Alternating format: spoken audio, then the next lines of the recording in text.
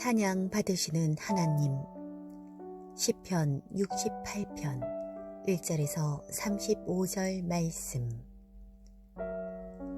하나님이 일어나시니 원수들은 흩어지며 주를 미워하는 자들은 주 앞에서 도망하리이다.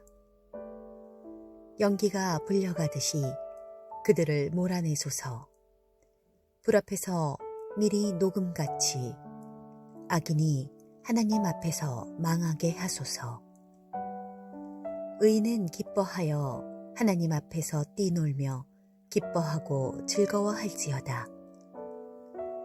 하나님께 노래하며 그의 이름을 찬양하라. 하늘을 타고 광야에 행하시던 이를 위하여 대로를 수축하라. 그의 이름은 여호와이시니 그의 앞에서 뛰놀지어다. 너희는 하나님께 능력을 돌릴지어다. 그의 위엄이 이스라엘 위에 있고 그의 능력이 구름 속에 있도다. 하나님이여, 위엄을 성소에서 나타내시나이다. 이스라엘의 하나님은 그의 백성에게 힘과 능력을 주시나니 하나님을 찬송할지어다. 오늘은 시편 68편 묵상합니다. 시편 68편은 다윗의 시, 인도자를 따라 부르는 노래입니다. 시편 68편은 두 가지 특징이 있습니다. 하나는 하나님의 이름이 여러 가지 나옵니다. 우리 성경은 하나님으로만 번역하여 기록되어 있습니다. 원어 성경은 여호와, 엘로힘, 아도나이, 엘샤다이, 신의 산의 그분, 이스라엘의 하나님 등 다양한 이름이 등장합니다. 또 하나의 특징은 시어가 활기차고 기운나게 하는 문장입니다. 시편 68편은 오벳에돔의 집에 있던 언약궤를 예루살렘 시온산으로 옮겨가려고 할 때 만들어졌습니다. 사무엘하 6장 12절. 그래서 시편 68편의 중심에는 언약궤, 하나님의 법궤가 있습니다. 언약궤는 출애굽 후 시내산에서 만들어졌고 예루살렘에 이르는 동안 언약궤가 앞장서 행진했습니다. 하나, 언약궤. 언약궤는 이스라엘 사람들이 가장 귀하게 여기는 것입니다. 이스라엘 역사는 사람의 역사가 아니라 하나님께서 이스라엘 백성들에게 어떻게 했는지, 어떤 섭리를 베푸셨는지의 역사입니다. 언약궤는 예루살렘에 있다가 오벳에돔에 임시로 있었습니다. 그런데 하나님의 법궤를 모시고 있었다는 것 때문에 오벳에돔의 집이 복을 받았습니다. 우리도 하나님의 말씀 간직하고 하나님의 말씀대로 살면 그것 때문에 가정이 복을 받게 될 것입니다. 다윗 왕이 하나님의 법궤를 오벳에돔에서 예루살렘으로 옮기려고 하였습니다. 하나님의 법궤를 예루살렘으로 옮기면서 부른 노래가 시편 68편입니다. 하나님의 법궤를 옮기게 된 다윗의 마음이 시편 68편 내용 속에 잘 나타나 있습니다.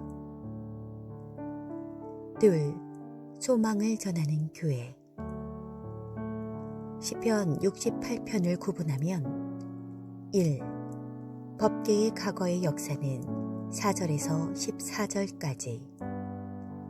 2. 현재의 축복은 15절에서 28절까지. 3. 미래의 영광은 29절에서 35절까지 기록되어 있습니다. 그 중에 3절 말씀을 보면 의인은 기뻐하여 하나님 앞에서 뛰놀며 기뻐하고 즐거워할지어다 라고 노래합니다. 기뻐하고 즐거워할지어다. 3절. 언약궤가 가져다 두는 복은 기쁨과 평강입니다. 사실 성전 건축은 힘듭니다. 그런데도 조금만 양적 성장하면 교회마다 새로이 성전 건축하고 있습니다.